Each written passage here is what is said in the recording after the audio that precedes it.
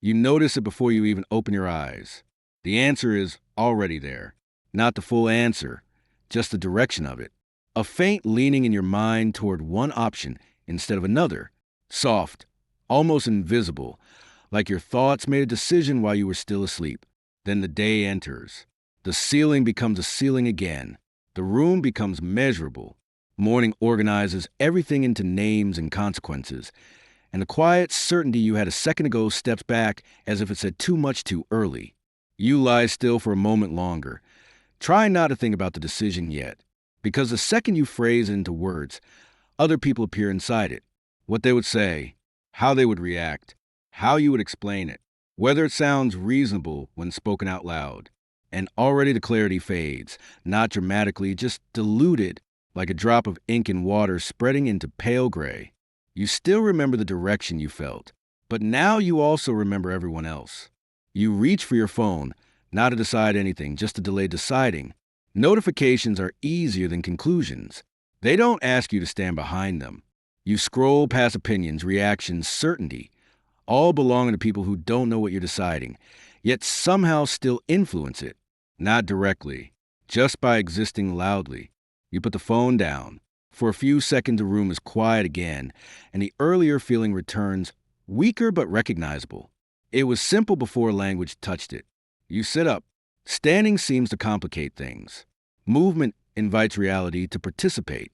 You start preparing for the day, and with every small action, brushing your teeth, choosing clothes, you notice how quickly decisions multiply once the world is awake. Not big decisions, tiny ones, but they stack. And each tiny decision makes the original one feel less like a single thought and more like a negotiation. You don't think about it while alone in the bathroom mirror. There it feels obvious again. You look at your own face and realize something strange. When nobody is present, you don't argue with yourself. You simply notice. You leave the mirror and the noticing stops. On the way outside, you rehearse explaining the choice to someone who hasn't asked yet. By the time you imagine their reaction, your reasoning has already changed. Not intentionally. It just adjusted to survive conversation. It becomes more defensible than true. Walking outside brings noise, not loud noise, but interpretive noise. People passing, voices nearby. Fragments of conversations you don't belong to but still react to. You catch yourself reconsidering the decision without new information, only new awareness of others existing around it. You try not to think about it, but avoidance is still a form of attention. The mind keeps circling the same shape, only now it checks how the shape would look from different angles. You wonder when the decision stopped being yours and became something performed. Waiting at a crossing light, you feel it again, that early morning certainty. It appears when you're not presenting yourself to anyone, just standing. No explanation required. It's almost disappointing how clear it is in that moment, as if the difficulty never belonged to the decision itself, only to the imagined audience surrounding it. The light changes, movement resumes, the clarity dissolves politely. You arrive somewhere, work, a shop, a place where people greet each other, and immediately your thoughts adapt to social gravity. Even silence has expectations here. You don't mention the decision, but its shape changes anyway. Someone talks about something unrelated, and suddenly your choice feels more risky or less, depending on what they value. Not because they advise you, they didn't, but because their presence gives weight to outcomes you hadn't cared about alone. You notice yourself nodding during conversations while internally editing your own preference. The editing feels automatic, like adjusting posture when entering a room. Later, when you sit alone for a brief minute, maybe in a restroom stall, maybe in a hallway no one uses, the original version returns again. You remember what you thought before language interfered, and it surprises you how consistent it is. Every time you are alone long enough, the same answer waits for you. Patient, unbothered by arguments you invented afterward.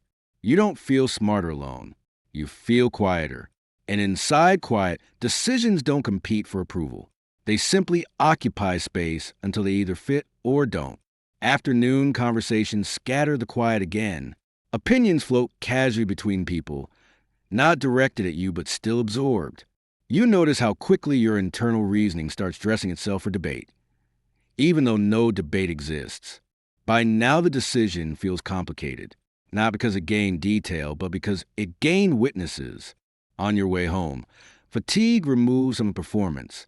You're too tired to maintain every perspective at once.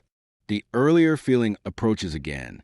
You don't fully accept it yet, but you stop resisting it.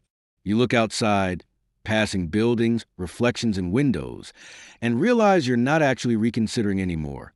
Evening approaches, and with it comes a softer atmosphere where fewer explanations are required.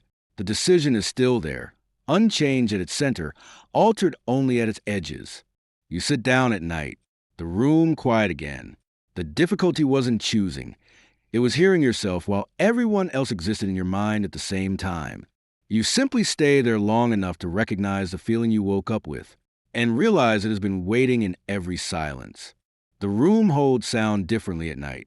Not silent, just uninterested in reacting to you. Morning you knew something.